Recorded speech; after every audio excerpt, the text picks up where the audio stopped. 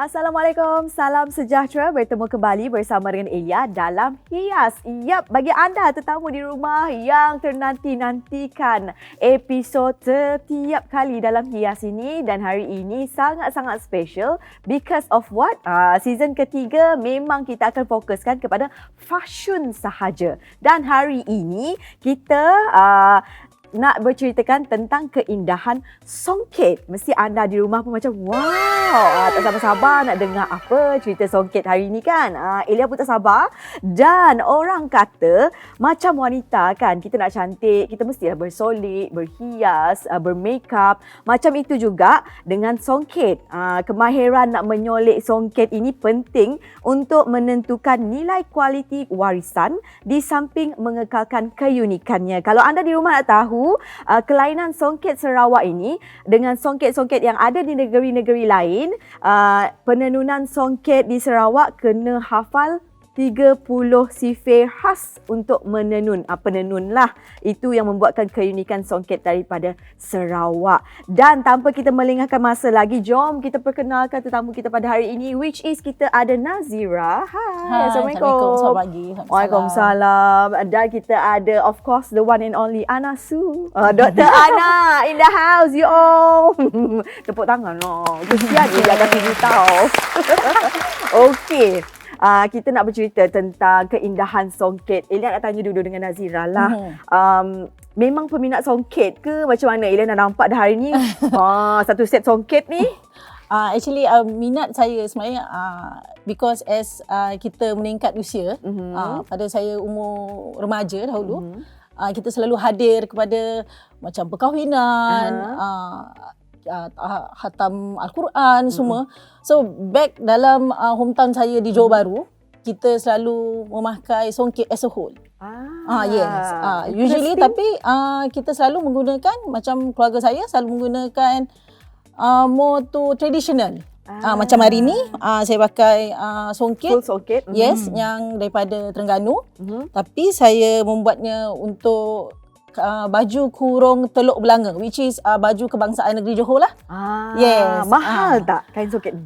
Actually yang for this one is actually kita depends, bagi saya saya notice that dia depend on tenun lah. Macam ni this is around 500 waktu saya beli. On that time because dia more to tenun sini, tapi dia based on kita punya tenun tu. Kalau tenun tu makin banyak kan, benang tu makin banyak, ada kemahal.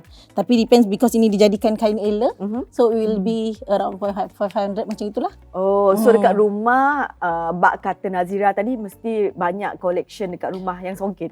Collection dia nak dikatakan banyak tidak jugalah, tapi is actually because depends, kita sentiasa pakai untuk hadir macam saya majlis lah. And then sekarang ni kita ada festive season semua kan. So saya sekali-sekala ada guna, tapi penjagaan tu kita pun nak penting juga, sebab dia akan pecah selamanya. So that means saya from time to time sentiasa ada beli, tapi depends on bila kita nak gunakan jugalah.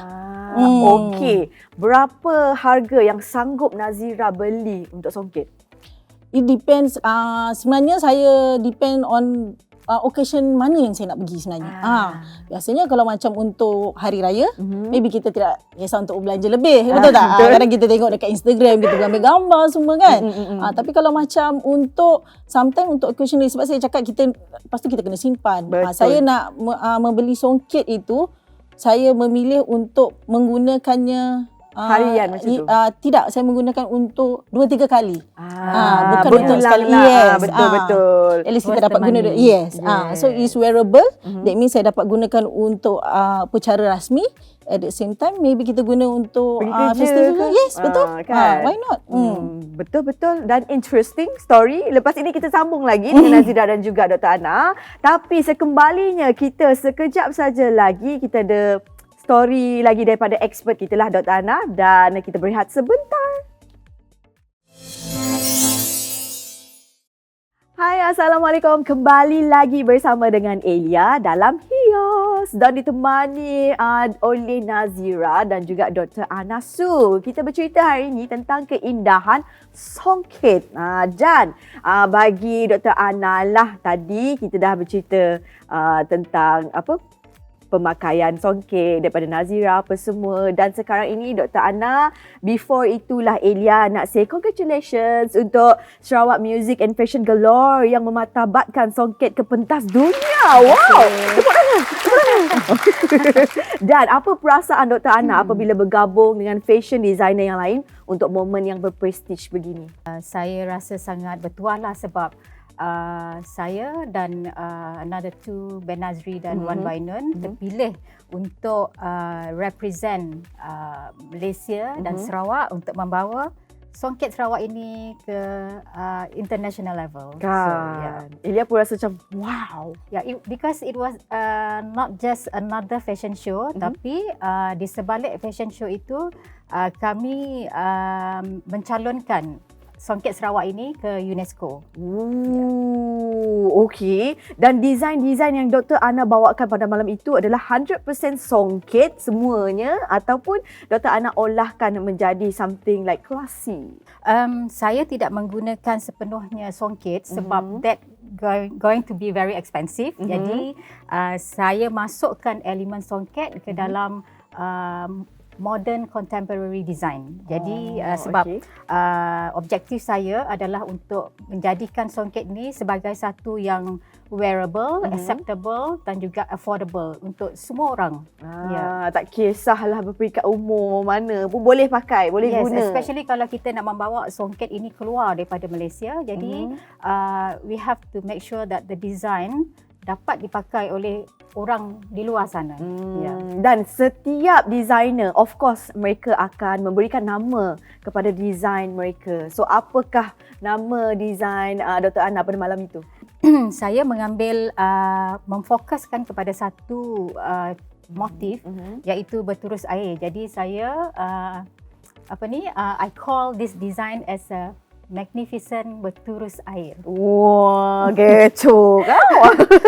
Okey, bagi yang menonton di rumah, ada yang tahu, ada yang tak tahu tentang asal usul songket ini. Boleh tak Dr. Ana terangkan kepada penonton di rumah? Okey, sebenarnya songket ini memang dah lama wujud di Sarawak. Cuma kita kurang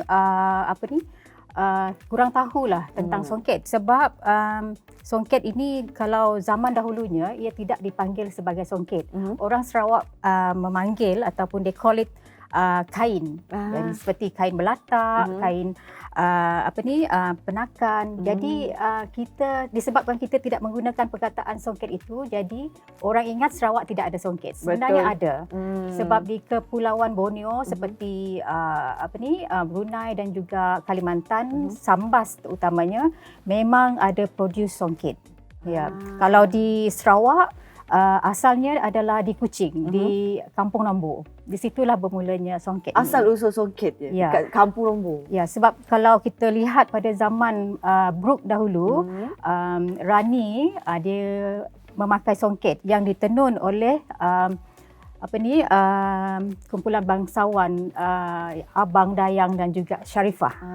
Mereka lah Sharifah. Mereka lah yang menenunkan songket di istana pada masa itu. Kenapalah saya tak ada apa itu ciri-ciri penenun kan? Alright, setiap design mesti ada cerita di sebalik. Tetapi Elia tak nak cerita dulu pasal design untuk kali ini. Di penghujung episod nanti Elia akan Dr. Ana akan berikan kita penjelasan tentang setiap design lah. Dan dari mana Dr. Ana dapatkan songket untuk design-design Dr. Ana? Okey. Untuk design ini semua, kami telah menempah khas daripada gedung songket. Jadi penenunnya berada di kawasan gedung lah. Dan juga pada malam itu kami menggunakan banyak songket sebagai styling lah untuk disuai padan dengan rekaan kami. Jadi songket-songket itu kami dapat daripada Okeshi dan juga Sentek, di mana masa itu songket tersebut telah ditenun oleh banduan-banduan di penjara Puncak Borneo. Yang inilah yang dia pakai. Yang itu tidak. Tidak. Ya. Okey. Overall, songket yang ada dekat design-design Dato' Ana, berapa sebenarnya kos? Okey, kami tidak menempah songket secara satu Kain ela. bukan, dia bukan kain ela ya. Kalau songket selalunya dia macam satu sarung. Sebab that going to be very expensive dan juga kita sayang nak potong. Betul. Sebab dalam satu Satu design ini. satu design songket itu dia membawa satu cerita. Jadi kalau kita potong, maksudnya kita cerita akan dia dah memotong. hilang. Ya. Jadi So macam mana tu? jadi yang ini kami tempah dalam ukuran yang kecil. Contohnya dalam setengah meter. Setengah meter. Ada juga jual macam tu khas untuk kami. Ya, okay, jadi dalam 1 meter itu lebih kurang minimumnya depends on the motif. 1,000. 1,000 dalam setengah meter sahaja. Berpeluh Elia dengan 1,000. Yang dekat Elia ni tak tahulah berapa. Okey, kesemua design Dr. Ana buat semuanya Elia nampak untuk wanita. Ada tak next ke in future buat untuk lelaki pula ataupun on demand siapa-siapa yang nak tempah? Well, mungkin terpulang pada demand. If there is a demand, then why not kan? Tapi kalau kita lihatlah bagaimana penerimaan orang di luar. Jadi kalau ada lelaki yang berminat untuk membawa design songket ini, why not? Kan? Sebab dekat Sarawak ni, kalau tak ada PKPB, tak ada MCO, akan ada banyak fashion show. Yes, betul tak? Yes, betul. Alright, guys, seperti apa yang anda lihat di rumah, apa yang kita lihat dekat atas meja sekarang ini, kita ada different types of songket dan juga bukan sahaja kita boleh buatkan baju, kita juga boleh terapkan di dalam beg. Tetapi nanti di part demo nanti kita akan ceritakan tentang yang selebihnya inilah. Dan juga Dr. Ana, apa perbezaan songket Sarawak dengan songket yang ada di Semenanjung Malaysia? Okey. Kalau kita lihat sekali pandang dia nampak macam sama, tetapi yang membezakannya adalah motif-motif yang ada. Sebab Sarawak ni dia ada motif dia tersendiri dan juga satu lagi apa yang saya belajar daripada penenun ialah dari segi bilangan benang. So I'm not sure how, tapi dia kata bilangan benang itu kalau di Semenanjung dan di Sarawak dia lain cara. Berbeza. Yeah. Alright, yang paling mahal sekali dekat atas meja yang mana satu, Dr. Ana? Okey, saya rasa yang ini. Sebab ini dipanggil kain belatak, di mana kain belatak ini dia full. Kalau mungkin tak nampak ya, kalau tak ada tempat kosong lagi. Ya. Tapi kan Dr. Ana, Elia nak Dr. Ana ceritakan lebih lanjut lagi selepas ini. Okey. Kita kipas kejap. Dalam hias. Kembali bersama dengan Elia dalam hias. Dan masih lagi Elia ditemani Nazira dan juga Dr. Ana Su. Dan kita nak cerita balik tentang songket tadi. Tak habis cerita kita. Boleh tak ceritakan lagi cerita di sebalik songket ini? Okey, selain daripada motifnya yang penuh, kain belatak ini boleh juga digunakan di dua-dua side. Boleh pakai dua, dalam luar boleh pakai. Yes, ini bahagian dalam sebenarnya, tapi dia nampak macam elok saja kan. Kan? Jadi that's why it's a little bit expensive compared to the rest. Agak-agaknya berapa harganya? Rasanya dalam berpuluh-ribu lah. Jugalah. Elah nak pakai lah. Dan tadi Dr. Ana ada ceritakan tentang setiap design songket ada cerita tersendiri. Okay. Bagaimana tu? Okey, saya tanya Ilya lah ya. Okey. Ilya pula kena. Okay. Boleh. So rasanya apa cerita yang ada pada kain ini? Cerita? Ilya nampak ni macam bintang. Jadi dia macam twinkle little star. Itu Okey, hampir betul. Hampir. Kan? I kira you all. Ini adalah salah satu daripada signature songket Sarawak dengan warnanya ya. Dan ini dipanggil kain penakan ya. Dan warna ini dipanggil pinang masak. Pinang masak. Ya, jadi dia macam warna orange dan merah. Jadi pinang ini dia baru masak, tapi ada lagi Yang lebih masak lagi. Betul. Lebih terang lagi. Lebih terang lagi, jadi dia ada sedikit kehijauan. Pinang mantak pun ada juga. Oh, pinang mantak. Yang itu lebih kepada warna hijau. Mantak tu mantak tu adalah tak masak, belum masak. masak lagi. Mentah. Dan ini dipanggil bintang beralih. Betul lah. Dia tadi tu ketika Little Star. Sebab ini nampak macam bintang kan. Jadi kalau dia ada turus ini, line ni kan, jadi dia macam seolah-olah bintang itu beralih. Okey, beralih musim. Gitu. Inilah ceritanya. So harga ni pun agak samalah dengan yang ni ataupun ni lebih lagi mahal sebab dia memang signature tidak, untuk Sarawak Songket. Tidak juga. Yang ini saya rasa lebih affordable lah. Okey, bagi Dr. Ana sendirilah, berapa yang Dr. Ana sanggup beli untuk Songket? Okey, berapa sanggup spend? So it's depend dengan motif yang saya nak. Jadi kalau selalunya macam kalau motif itu kita cipta sendiri ataupun kita minta customize, memang dia mahal. Jadi to me dalam 5,000 is quite okay. 5,000. Sebab kalau kita lihat seni songket ini, ia adalah sesuatu yang kita harus appreciate. Betul. Ya, betul. Kita appreciate the design, kita appreciate the penenun-penenun. Bukan ambil masa yang sekejap, dalam 5 bulan. Yes, 5-6 bulan. 5-6 bulan baru siap satu. Itu pun kalau tak sakit ke apa kan. Yes. Alright, kita nak cerita tentang Magnificent Belatak. Magnificent. Sorry. Magnificent berturus air.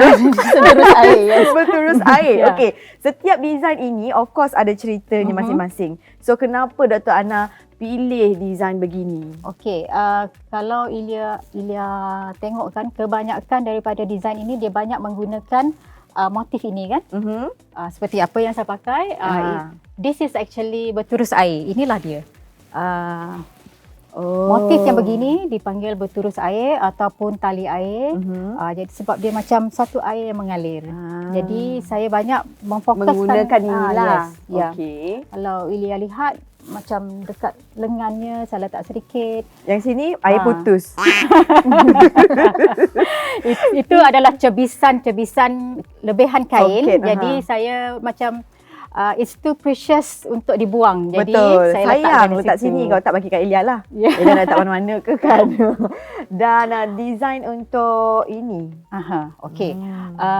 Ini adalah customize bunga. Kalau Ilya pusing ke belakang sedikit. Ya. Bunga ini adalah bunga terung. Okey. Dan ini adalah signature Malay motif yang dipanggil mahkota. Mahkota ke maskota?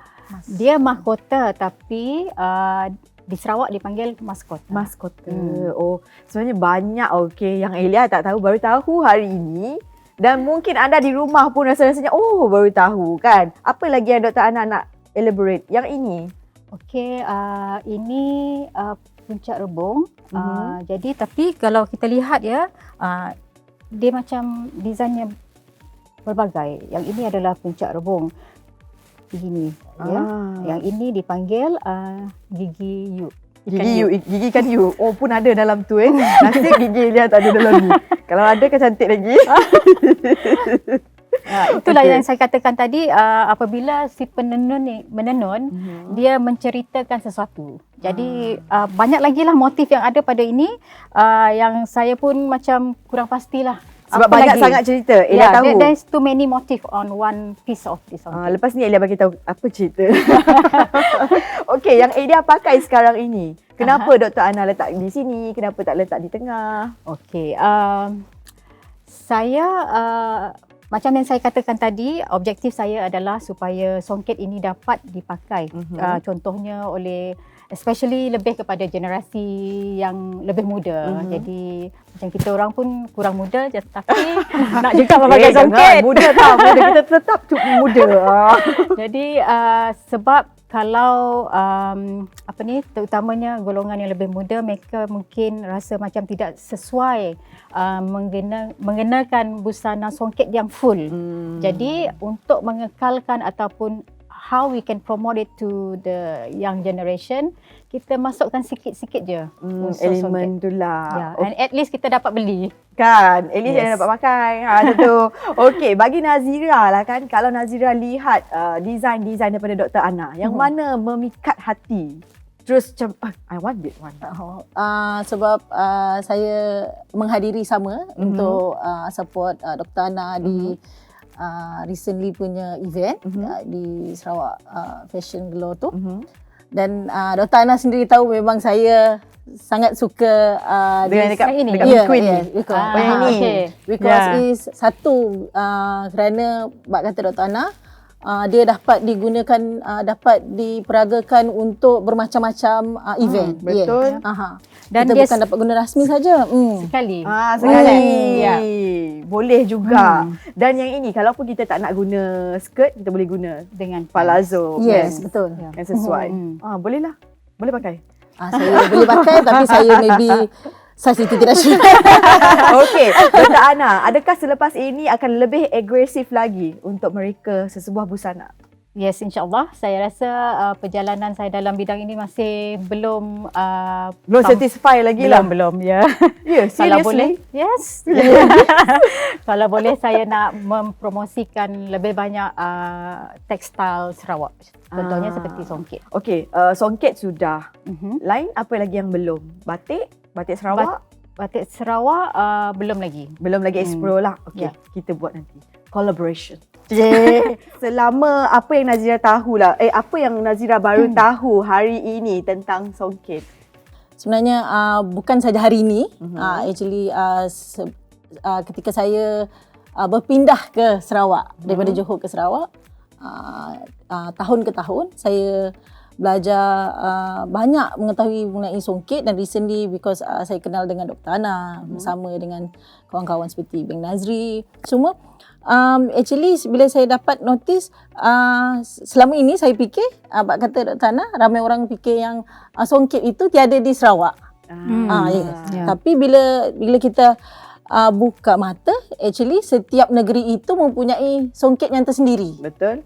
Macam Dr. Ana cakap, terus air itu.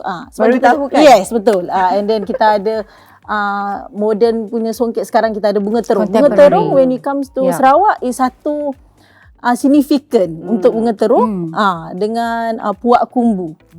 Bila kita tengok, terus terang bila saya datang ke Sarawak, memang kalau bukan di Sarawak pun, kalau saya tengok bunga terung dengan puak kumbu, memang saya cakap itu memang Sarawak. Okey, kita dah sampai di penghujung episod pada kali ini tentang keindahan songket. Jadi daripada Dr. Ana, tadi kita dah dengar daripada Nazira dan Dr. Ana, apakah harapan untuk songket pada masa akan datang? Okey, saya berharap songket ini dapat dimartabatkan. Walaupun kita tahu memang songket ini dia memang sudah eksklusif, tapi kalau boleh kita bawa generasi baru untuk sama-sama appreciate songket dan kita pakai, ya, walaupun tidak sebagai satu busana tradisional yang penuh. Jadi sekurang-kurangnya adalah designer di luar yang boleh menerapkan motif-motif songket dalam baju-baju moden. Betul. Kita mesti jaga warisan kita ni. Dan Elia harapkan topik pada hari ini membantu anda sedikit sebanyak untuk mengetahui lebih lanjut tentang keindahan songket Sarawak. Dan kita kembali lagi di episod yang akan datang dengan topik yang berbeza. Jadi if anda ada cadangan ataupun komen, boleh terus email ke kami di wanita@tbstv.my. Kita jumpa lagi. Assalamualaikum.